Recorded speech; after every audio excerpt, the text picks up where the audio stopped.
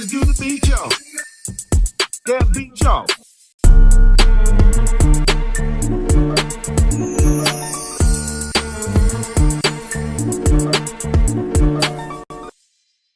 What's going on, beautiful people? Thank you for tuning in to another episode of Beats Per Minute Podcast. I am your host, Miss Thursday, and I'm sitting here with your co-host, Tayrn, and we have a special guest today chilling with us. We have our super producer, Ciarra. Hey y'all. What's going on? Nothing much. What about you, Tayrn? We are just here doing it. That's all I have. Just here doing it. All right, well, without further ado, we're going to get this episode started. And I think it's a pretty important conversation. As you know, Tayrn is my middle daughter. Our super producer, Ashley, is my oldest daughter. The big sister. So I thought it was pretty cool to sit down and have a conversation with them about healing and emotional trauma. As women in this world, you know, it's something that, you know, we kind of touch on, but we don't really get deep in. And I thought it was important for us to kind of take a pause for the cause and have this important conversation. Do y'all agree? Absolutely. All right. So I'm going to kick it off with this quote that I always have loved. I saw it probably around the time that Lemonade came out, when Beyonce did Lemonade. And I really just have gravitated to it ever since.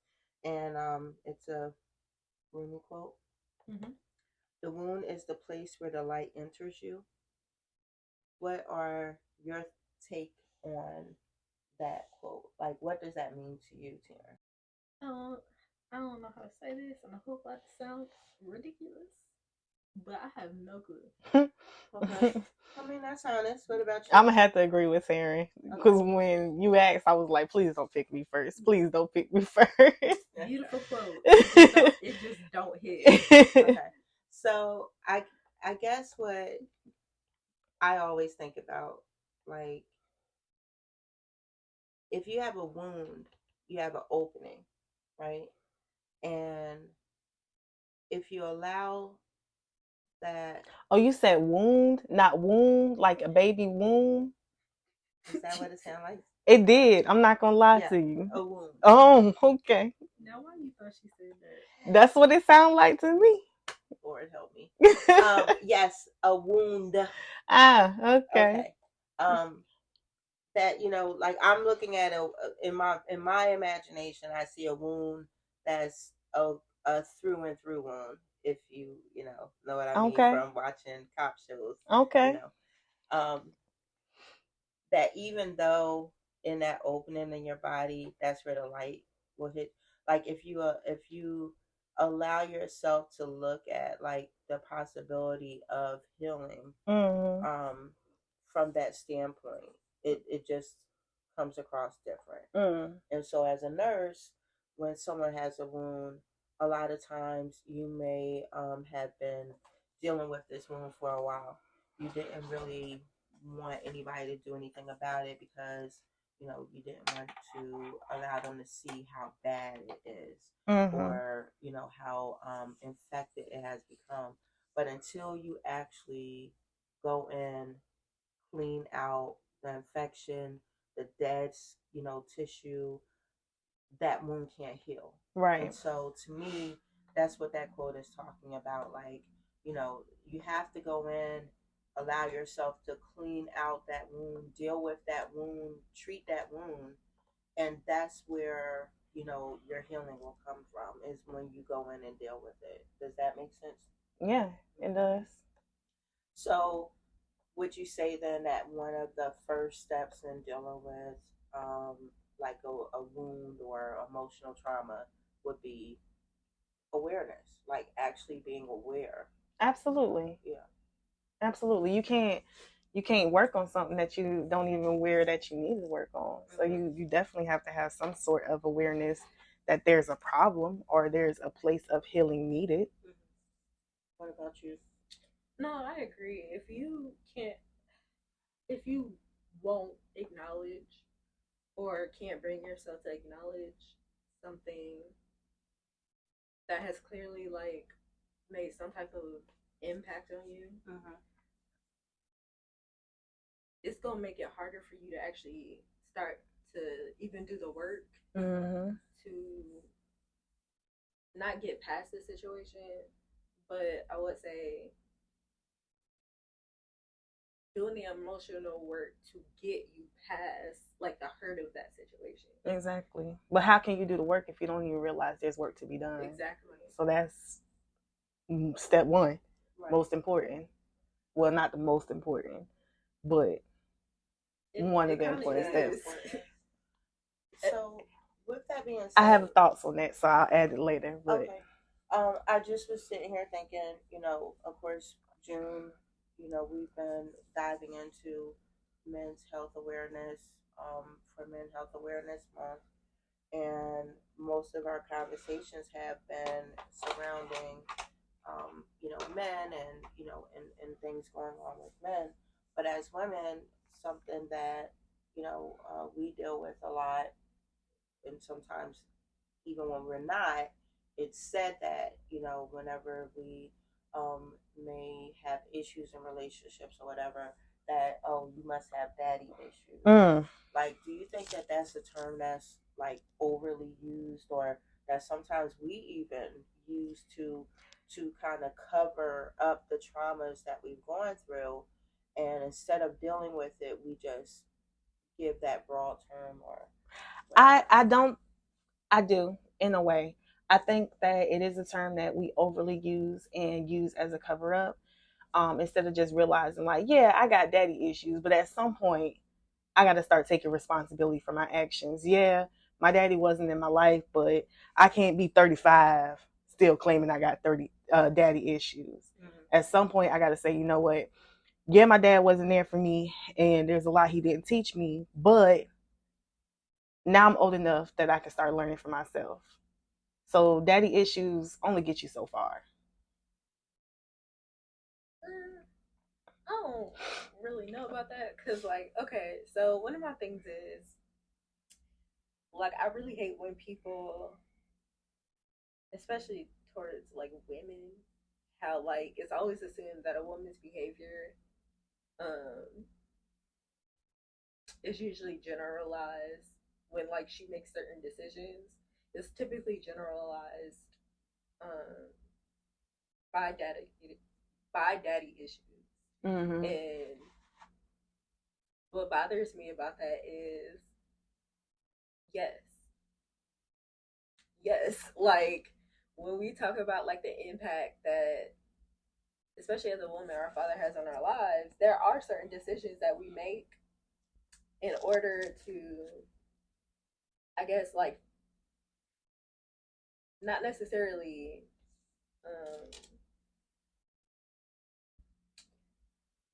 I'm trying to think of, we make certain decisions that may not be the best or the healthiest just because we don't have that influence there. The thing that that kind of like gets to me is that like men also have daddy issues. Oh yeah, they for just sure. show up differently. And so it's kind of always crazy how like women's traumas, especially when it comes to like the daddy wound, that's how like her behavior, it like is kind of judged, and with men it's an explanation.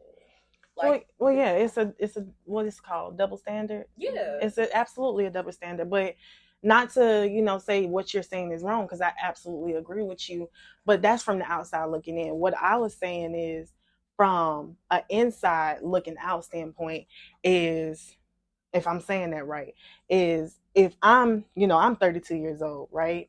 If I'm 32 years old and I have a child and I'm still out here making a mess of my life. And instead of taking responsibility, I'm just like, oh, I got daddy issues. That's why I'm still doing this. So my question was, at what point do we say, yes, I have daddy issues, but now I'm gonna start taking responsibility for my own life and start working on those daddy issues and start, healing from those daddy issues. So I'm not grown with children putting my daddy issues on them. Right. So I think that the age can be any age. Oh, of course. But it goes back to one, being aware Mm-hmm. that you actually have it, and then it goes into the next step of actually acknowledging. Right? Absolutely. Like, yes, I do have issues from not maybe even just my dad, but my mom too. For sure. Because that's something most people don't talk about. It's not just daddy issues. I need to, go further. I need to do something else. Mm-hmm. And that goes hand in hand with what we was just saying. That acknowledgement is that taking responsibility. Right. I know I have issues. Now I'm acknowledging, okay, I got these issues. What's my steps? When do I start working? How do I start taking responsibility? How do I move forward from this? Right. And that's where a lot of people get cut off.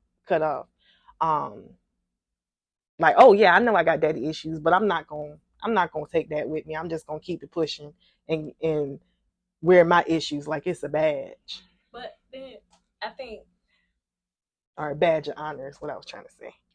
Well, it's not a badge of honor, but some I people think do wear it as a badge of honor. I think it's a generalization to compound, like, these are the problems that I have because of this. But what I was about to say is, I think when you're saying take responsibility, I think there's a difference between responsibility and accountability. And I think that when it comes to that, it's like you need to hold yourself accountable for the decisions that you make. Mm. But the responsibility aspect, I mean, that really goes on I feel like it goes on for the person that's causing that trauma. But that's what I was saying. I was saying taking responsibility of your actions. So maybe I didn't use the word accountability, but what I was saying is taking responsibility of your actions moving forward once you acknowledge the fact that I have these issues. But going forward, I can't put everything on these issues. At some point, I get you, but that's the word I was using. So that's why I was saying we might not have used the same word, but what I was trying to say is basically what you were saying. Right. Okay. So with that being said, we're I believe now talking about accepting, Mm-hmm. Accepting whatever the possible emotional trauma that you've gone through. We've used quote unquote daddy issues as a specific emotional trauma, but we also deal with emotional traumas from friendships, absolutely, and relationships, mm-hmm. from work, trying to grow our careers and being hurt by coworkers and managers, right?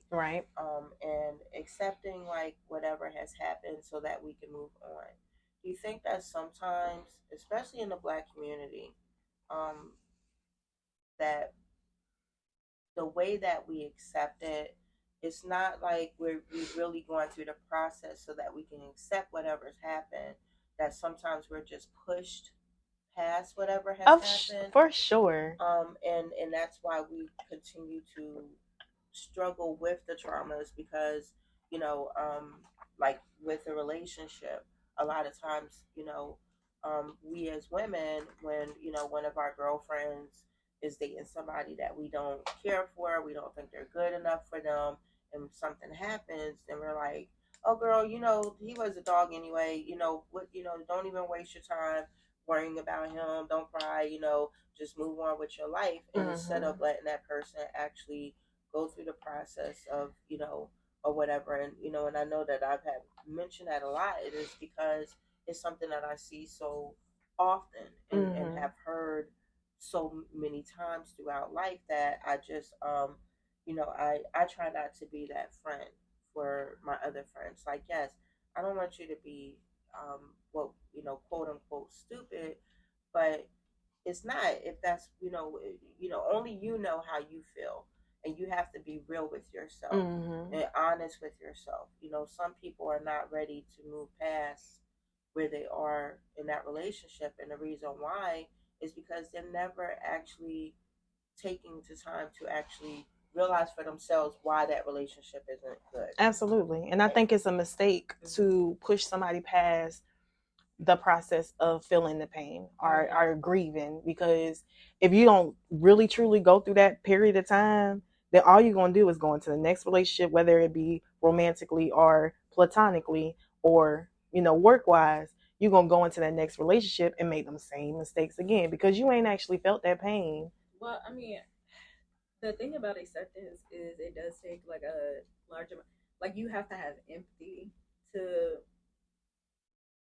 be able to understand that you might not be in that situation, but people don't just be doing stuff so they can mess themselves up. Like stuff be happening, life be happening, and even with the scenario you used, it's like, okay, your friend, you like she with somebody and like they are garbage, like trash, right?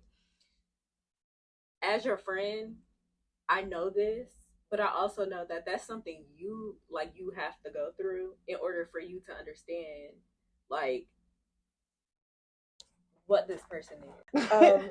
Well, you said, Ashley, when you were talking, you kind of went through the next couple of steps of healing from emotional trauma, and you talked about feeling the pain and grieving, and just being like completely transparent. At some point,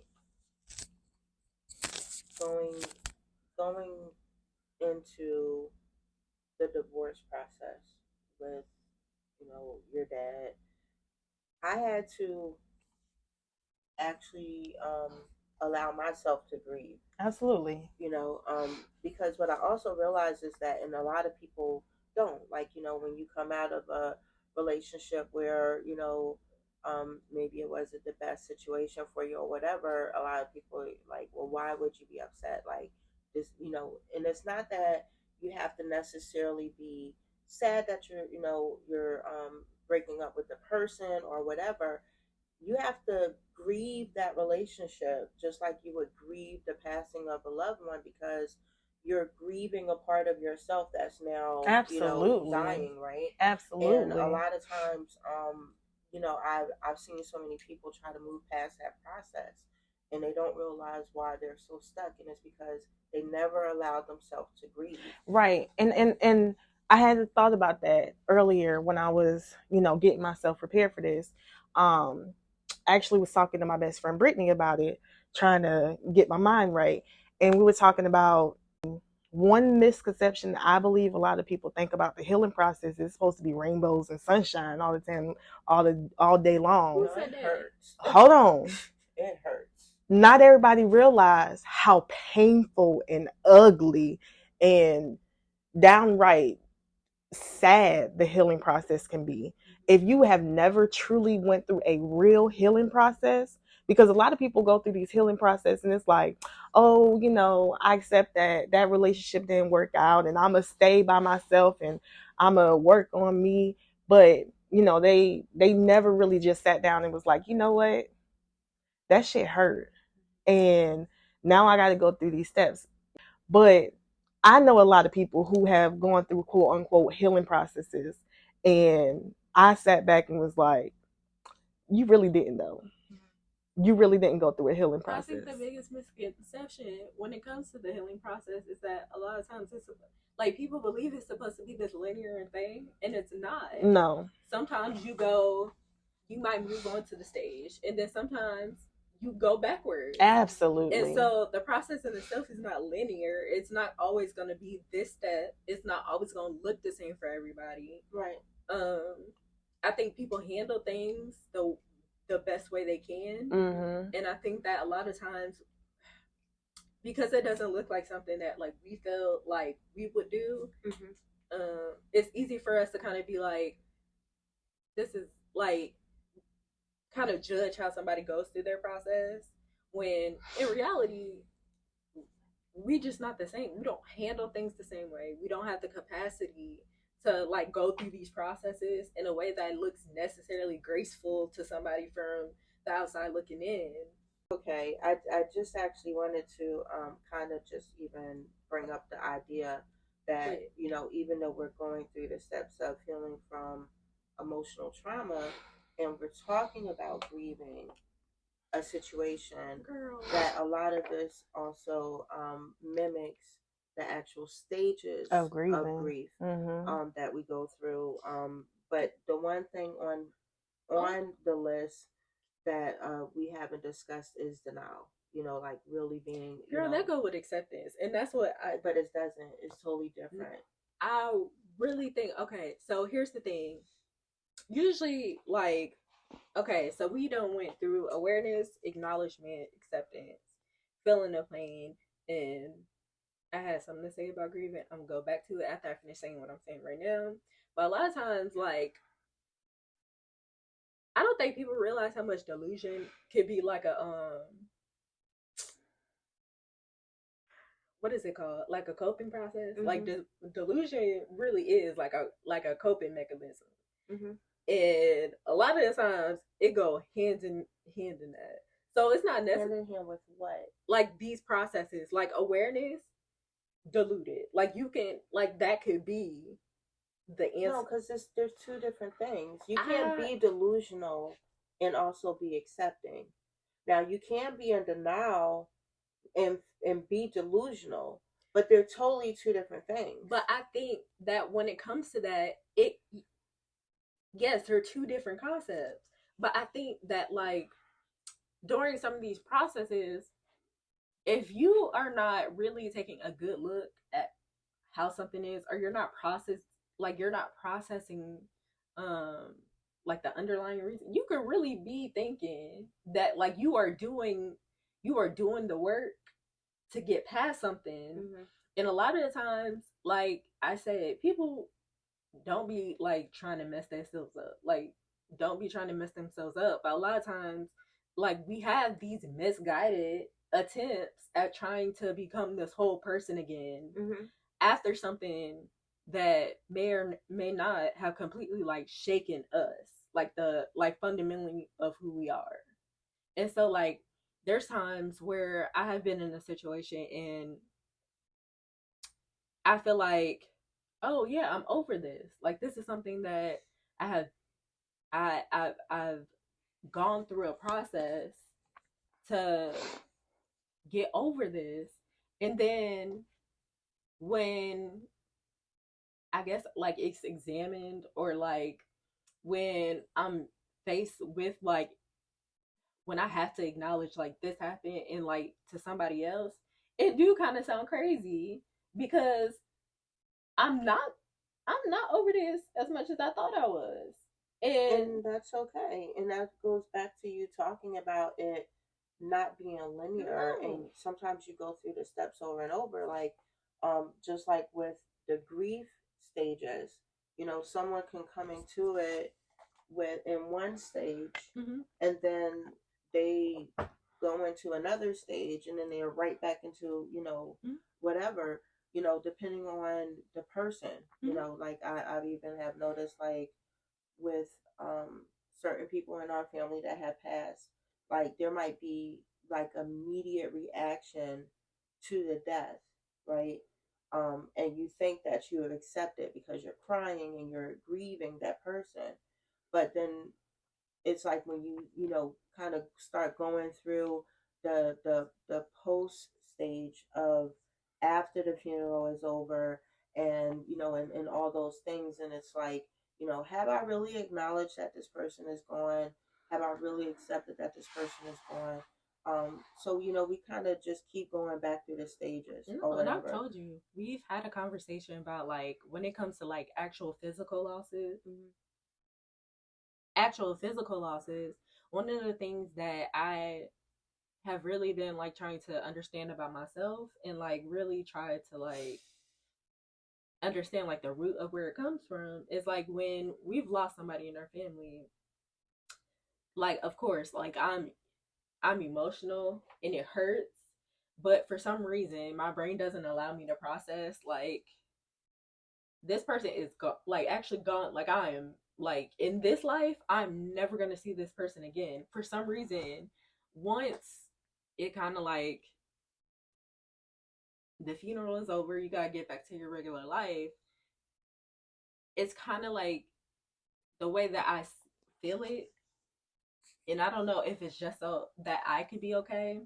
It's like I just don't talk to that person anymore. Like for some reason, it's just like the physical, but like I know that this person is like dead, but I don't know what it is. But in my mind, it's just that I just haven't spoken to, like I can't talk to this person right now anymore. So one of the things that I'm constantly thinking about is like when people say these things, talking about like grieving, and when people talk about feel like grieving, or even the idea of forgiveness, is very hard for me because like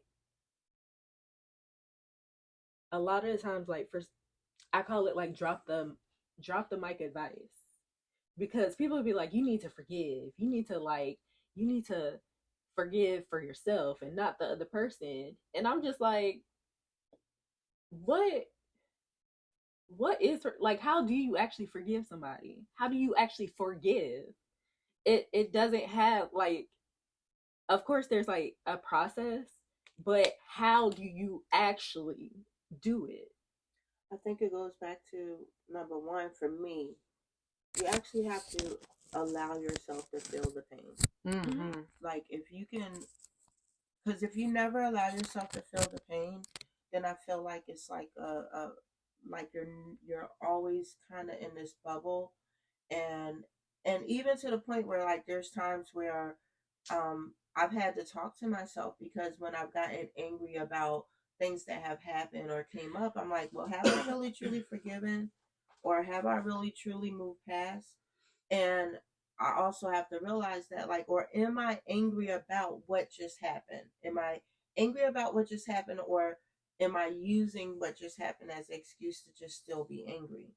And I think that that's something you have to constantly examine for yourself. Absolutely. You know what I'm saying? Because I think that we all have that innate ability within us to forgive people. Like I always knew that before I even brought anything to you, before I even question you about something, I've already forgiven you, right? But no, I have. My issue is when you lie to me. When I come to you and I say XYZ, and then you lie to me, I feel like you don't even respect me enough to be like, you know what, I'm sorry, I apologize. You know, so now I feel some type of way about, not only did you do whatever it was, but you also didn't respect me enough to tell me the truth. But how do now wait, because a lot of people may feel, and I get it, that sometimes people lie to protect your feelings. Right? That's bullcrap. But in that moment, I don't feel like you're protecting my feelings. You're just lying because you're trying to protect yourself. Hurt me with the truth. Don't hurt me with no lie. So I feel like that, you know, for me, moving past is making myself actually feel whatever it is I need to feel, so that when other things happen, other things arise, I can also just, you know, examine where I'm at with it in that moment. But to answer your question, because you asked the question, not that you didn't answer it, but when you asked that question, my first thought process was basically, how do you forgive? You go kind of through the steps of emotional trauma healing. You got to accept that this person hurt you, right? And I got to acknowledge, how did you hurt me? So I'm not accept. I got to have awareness that you hurt me. I can't heal from something I don't know. But once I became aware that you hurt me, whether it's with a lie or, you know, whatever, now I got to acknowledge, like, hey, I'm hurt. Now I got to go through the grieving process, because I got to grieve for whatever it is that you hurt me with. I can't just forgive you. I'm sorry, I'm not like that. You said you can go in with the knowledge, like, before they even lie to you, I'm going to forgive this person for this. I can't do that. It takes me a lot to forgive. But the way I forgive is basically going through those steps, acknowledging that you hurt me, and then start working on forgiving you by grieving that I'm in this pain, and forgiving you are also forgiving myself for allowing myself to be put in this position. But that's why I'm like, that's why I'm trying to figure it out, because okay, so I get that like there are these steps, but how do we know what like forgiveness actually is? How do we know that we're actually forgiving somebody, and how do we know that we are just getting over something? I think forgiveness, for me, in my way of saying that, we kind of talked about it earlier. Not to go into what we discussed, but we kind of talked about it earlier. For me, when it comes to just getting over something, it's like, okay, that hurt, but I'm not going to dwell on it. I'm not going to bring it up again. But then later on, something happened and it come up in conversation again, and I kind of feel a little sting, right? Real forgiveness is, for me, in my opinion, when, even if this comes up in the future, I no longer hold It doesn't hurt it doesn't hurt. I don't hold that resentment towards you for that thing. Like, you know, for example,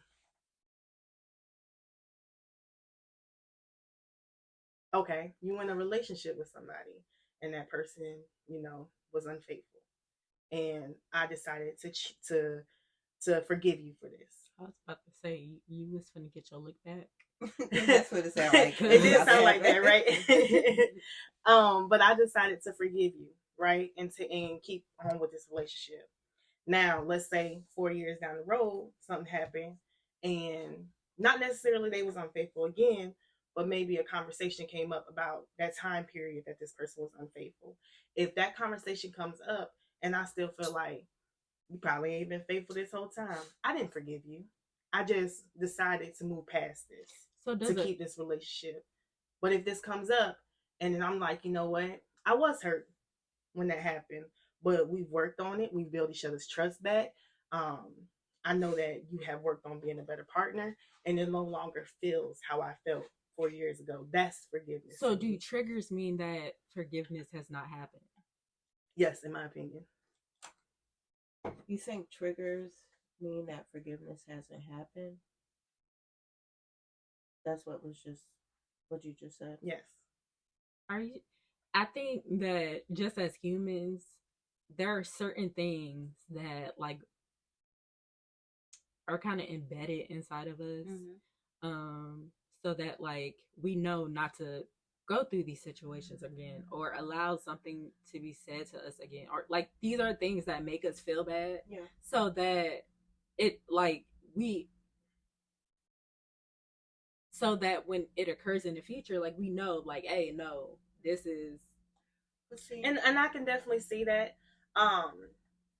Like it feels like it's supposed to protect us from the next time. Yeah. Going back to the example you gave, right? You're dating somebody, they cheat on you, you know, you forgive them, and then 4 years later something happens, and then you go back to that space. Did you forgive them or not? No. Because just because something happened doesn't mean that you automatically go to that. You could be mad about whatever that something is, but was it that they spoke back with this person that they cheated on you with? Is it that you now are finding out that they have a child with this person they cheated on you with? Or is it because they accidentally, or did they just accidentally like bump your car in the garage and now you're like mad at them about like, so what is it? You know what I'm saying? It could be, I guess, as Tayrn would say, a trigger of something. Like it's not necessarily they said something or did something. Maybe y'all was sitting down, because sometimes it's as simple as y'all sitting down watching something, and maybe the person on the TV screen or the movie you watching is getting cheated on, and then your mind goes back to that time that they cheated on you. Then you've been having some questions, and I'm only speaking for personal experience, that someone doesn't cheat 4 years ago, and you haven't seen any behaviors for the last 4 years, and you see something on TV and it triggers you. Yeah, you know? But that's what I was saying. That was the difference between letting it go and actual forgiveness. Well, it's a couple different, because I mean, letting it go and having forgiveness like doesn't mean that you won't have triggers, or whatever, necessarily, just because you were a person that was cheated on. So now, but what is the triggers? Like for me, just because I was cheated on doesn't mean that like every time you walk out the house, I think you're going to go cheat. But because I knew my partner, there was certain behaviors that I knew were definite red flags that he was probably up to his, BS again. But that I can't also then, because, the next guy or something was like, oh yeah, I'm going to Lowe's, like, oh nigga, you cheating. You know what I'm saying? No, but if the next guy, I'm just saying, like, you know what I'm saying? Like if your partner was using the excuse of, oh yeah, I'm ready to the store, I'll be back. And that was the way they got out and did whatever. Every time, but see, that's not what I was saying. You know what I'm saying? I wasn't saying when you get into a whole new relationship. No, I know what you're saying, but I'm like, this is 4 years later. Relationship. You're sitting there and you're watching a movie, and just because the person well, that was a poor example. So let me go ahead and am I the drama? Am I the drama? Is it me, Jesus? But maybe that was a poor example. What I'm saying it's not, but that's that is the way it is. Yes, that's and what that happens. is, you have not forgiven the person. Exactly, that's what I was saying. Because you ain't just, really truly forgave them. A lot of people, the movie is not going to just take you right back. Exactly. But a lot of people don't go through the steps of truly forgiving somebody. They just say, okay, for example, comes back to, you have to say and be honest with yourself. Like, I am trying to forgive you, but I have not totally forgiven you. Exactly. But for example, right, we're Grey's Anatomy fans, right? So for my Greys out there, fans, when George cheated on Callie, right? And as soon as he told her, she was like, I forgive you. But then for days, she walked around and she was miserable and she was pissy. And she, was snapping at people. And then finally she was like, I can't forgive you. Yeah.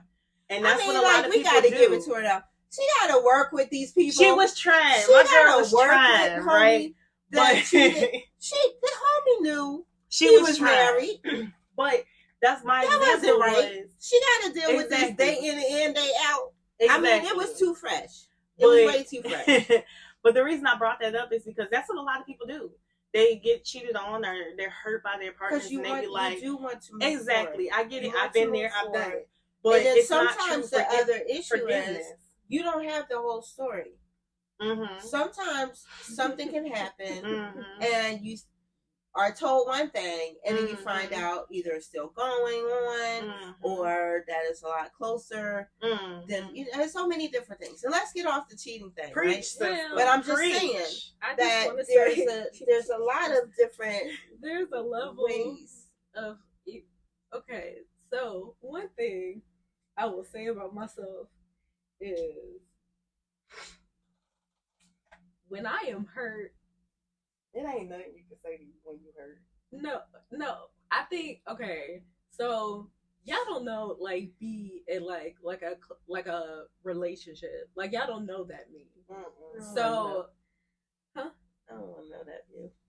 No, but one of my things is that, like, there are some things that I can fully acknowledge about myself that may or may not be considered toxic traits. And they are. One of those things is, like, when I am hurt,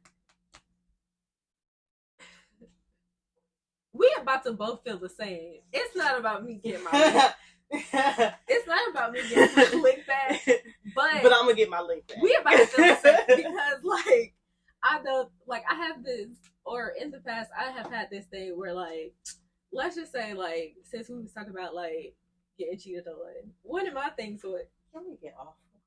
Okay. Why I can't put my 5, go ahead, 50, put your 5 and 25 One of my things has always been, oh, so you thought that you was about to come out with, like, this admission, and that me and myself was not about to get the tea on, like, what happened, because y'all know me, like, when you let my mind wander, I'm gonna think the worst. Don't do that. So, like, it may be a toxic trait, but I've always been the person, like, if you do me wrong, I want to know the entire ordeal that I got done wrong in. Because what you're not about to do is not feel the same embarrassment or the same hurt that I feel in this moment. So explain what that means. Like, how are they feeling it? Like, because you're asking the other person. You want the details. Like all the details? From the person who hurt you or from the person they hurt you with? From the person that hurt me. What because makes you I have think they noticed feel embarrassed when they're telling you? Because of how it's not even like, maybe it's like shame, because I have noticed that like usually when somebody is like hesitant to tell you what happened, is because they have their own feelings about what they did. And my thing is, you don't get to do something to me and I not get to understand how you got to that place. And so while you are telling me this story, I want you to know that we finna get into this because you did it. So now explain to me what it was like. But like, I need those because I feel you. Hold on, let me finish my thought. I don't know you because I've been there and done that, but I'm gonna tell you from my experience with that, all you doing is hurting yourself.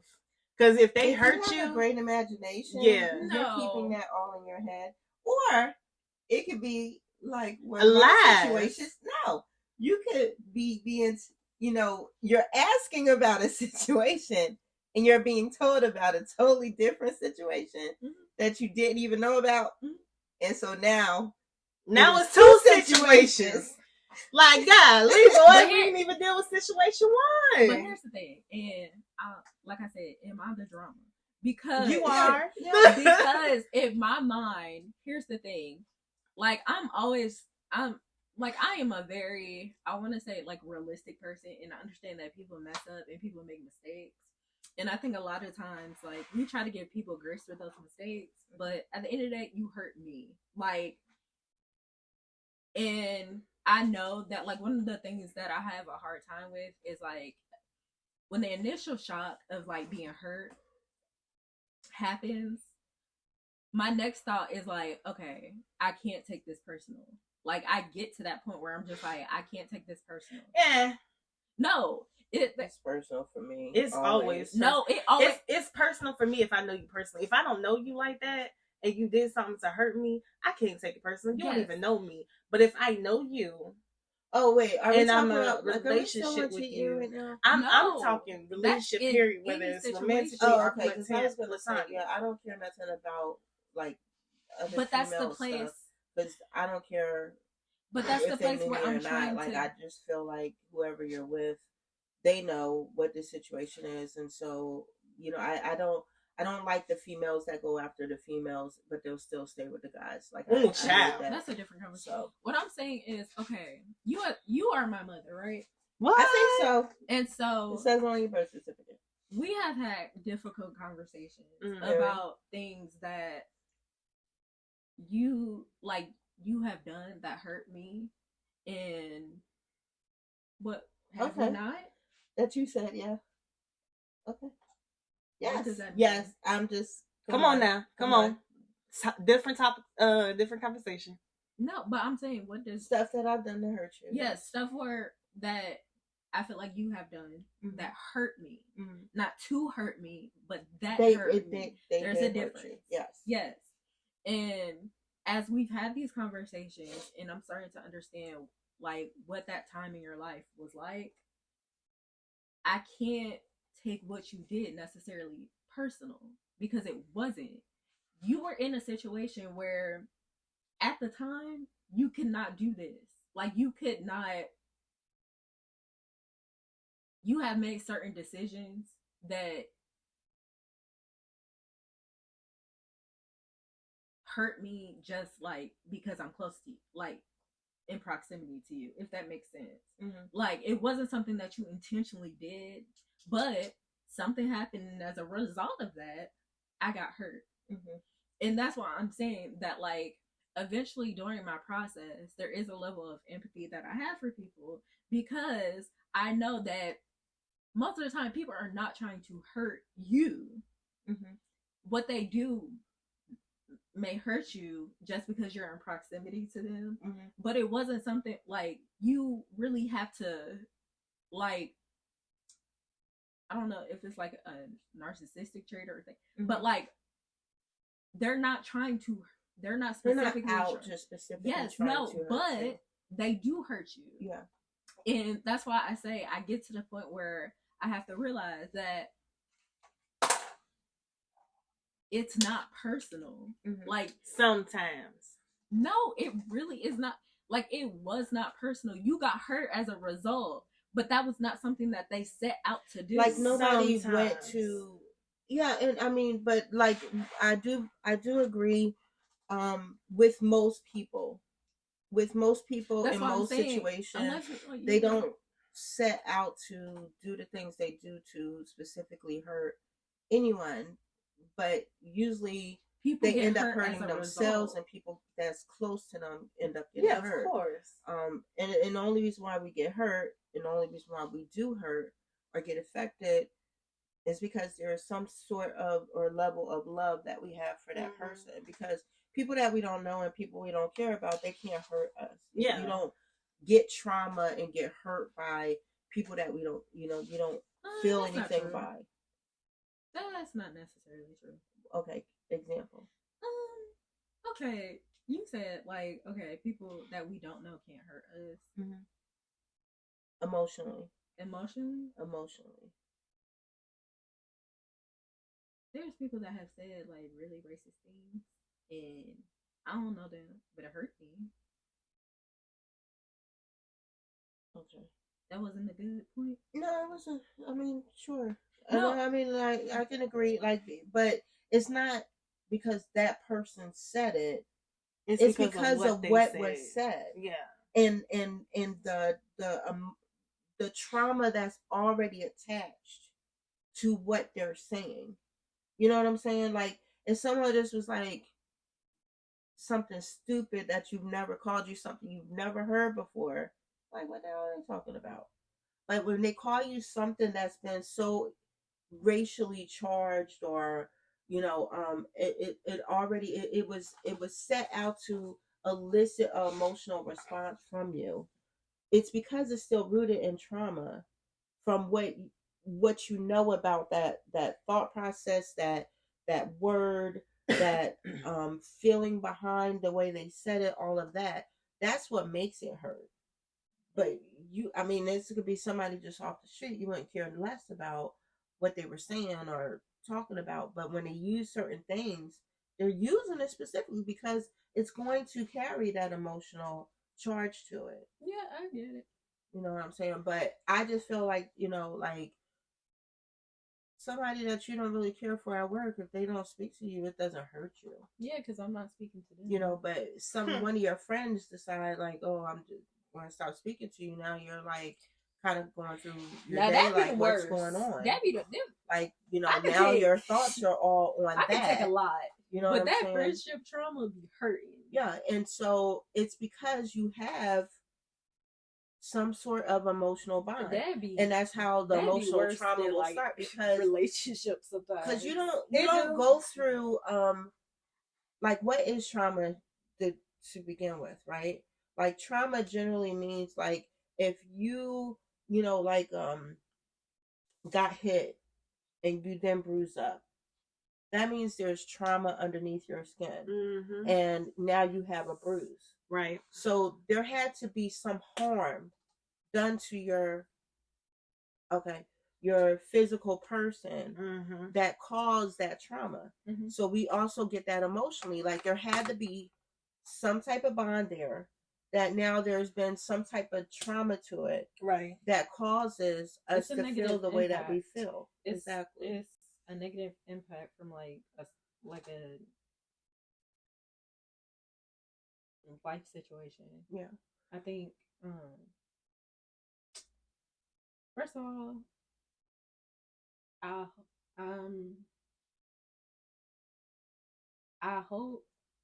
feel like we could actually, like, more than just this episode.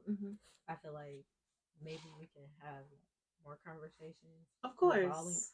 This, because I think that this whole topic, it can't just be covered in one thing. Of course not.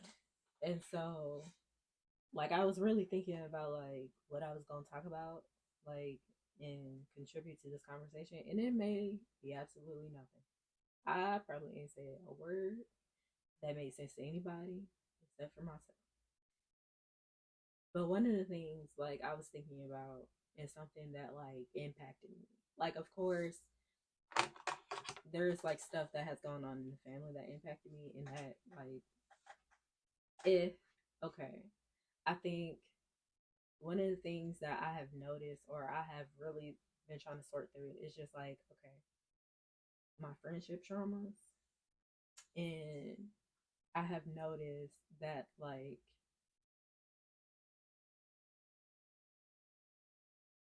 it's very hard for me to like let go of like people. And I think like I try to examine where that comes from, why it really is, especially like friends. Like, I know that I'm a good friend. I know that I am, because there's nothing that I would not do when I love you. I may not be the best person. I may not always do the right things. But I know that like when I love somebody, You love hard. I really, and like when it comes to my friendships, I think I feel those like harms harder, kind of. And it's because like, I don't know, going through a situation where like all your friends kind of stop being your friend. I knew that like it hurt, going through that situation hurt, but I didn't know how much it impacted me. And I have noticed like, just because like I be on Facebook and like I really scroll through like some of the friends that I had at that time, and it's like it still hurts because I lost those bonds. Right. It's like not only did I lose those bonds, but also like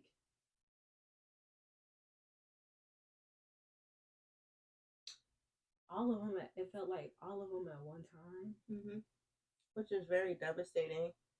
And at the age you were, you know, that was it's still a trauma that you carry through now, you know. And sadly, when we go through that, either we pay for that trauma or the people that come into our life pay for it. Right. I know. A lot of times we pay for it because we're willing to hold on to some friendships that we shouldn't have. But then you have some people who will make the new friends and new people that come into their lives make it very difficult for to them be to, friends with them. You know what I have mean? noticed that my response to that is to overcompensate, and it's just because, man, like I really had to rebuild. Like I had to build just like my confidence back in people. I don't want to cut you off, but I want to ask you. And of course, you were young, right? Have you ever reconciled within yourself that the associates that you're speaking of now were just associates and not friends, and not your friends? Because they allowed you to go through something very painful by yourself, right? And they couldn't have been real friends. I have this, but they definitely were associated to you. I have this saying, kind of to go through with her question, and I've told my best friend Brittany this a million times when we've gone through stuff throughout our friendship with other people, is I truly believe I have never lost a friend who was actually my friend. I've lost associates over the years, and I've lost quote unquote friendships over the years, but if you are meant to be my friend in life, I have never lost that friendship. Even if we did not speak for a certain period of time, you come back together like ain't nothing ever happened. That's a friend. So one thing I am very conscious of is that like right now I have a great best friend. Yes, you do. Hey, Janasia. She literally is the greatest best friend I've ever had. And like, because like I constantly make sure that she's appreciated and she feels appreciated and she feels seen and she feels heard. And but also understand she's because she also does that for you. Like, we've seen you with Nasia. That girl, she loves you. Like the things that like she has like truly like done just being herself, hands down. Like, there is nobody like that. Is my best friend. She's my favorite friend. But you do realize that has nothing to do with you. No, that is, I think that like one of the things that when I was in therapy we were talking about, and I try to make sure that I don't do this anymore, is that when I talk about like something that impacted me, that I don't speak about it from your point now. Yes, but you go from back. then. Yeah. So 27-year-old me, Tayrn, would be like, yes, those were associates. But 13, 14, 15-year-old Tayrn, who... You didn't know that back then. Who went to elementary school, middle school, and then 9th grade with like these people. I had to say, during that time, those were my friends. Absolutely. And you're absolutely right. And going back to what you were taught, that was important for you to acknowledge it. I just hate that. No, you because know what I mean? I learned, what I realized is that was a trauma response. Is Absolutely. The fact that like the way that I speak about things sometimes is really from a perspective of somebody that is like 20 something years old. It's not allowing me to give like the younger me a voice and giving younger me the grace to understand that in that moment I did not know. Absolutely. And so a part of forgiving myself really does come from me having to channel the thoughts, the feelings, the ideas, the being that I was back then, because I did not know. And it's unfair for me to try to like rationalize it from like those things from who I am now, because I do know better now. And because I've experienced those things, but I still have that hurt. And the opposite side of that is, I wanted to just add on, you know, I went through something not similar to Tayrn, but when I was leaving high school and I was talking to my friend about it earlier, something happened, and then all my friends, quote unquote, and they all, you know, was like, oh, we're not friends anymore. And my response to that was quite opposite to yours. So now it might take me a while to drop a friend, but once I drop you, that's it. There ain't no coming back from me. And I don't even think about you no more. So I feel like my healing was to the point where I can drop somebody as a friend and be fine. But I think it was just being honest, right? Because like you said, you were going into college, graduating in college and moving on. We eventually did, but in that moment, that wasn't the idea like, oh, we're about to leave this area and go somewhere new. It was still trying to cope in how do I live in this area. Absolutely. So, and then also you had the benefit of like knowing like later for them. Yeah, so like I was saying, the only reason I brought up this conversation or even mentioned like this is because I really have been thinking about like the result of that, like the trauma response that I have to that, and like my friendships currently. And one thing I'm always like, one thing that I haven't admitted about this situation is it did give me like these abandonment issues. Right. And it's like I overcompensate in friendships because it's like I never want to be in a situation like that again. And I think that a lot of times like we joke about it and stuff, but like sometimes like I come off as really callous or very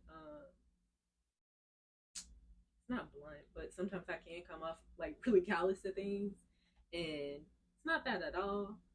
Cause I be feeling stuff. You protecting yourself. Yeah, I be feeling stuff. But you have Deeply. to realize that we already know that. Yeah. And that's the most frustrating part is you will respond in this very negative way sometimes to things. Mhm.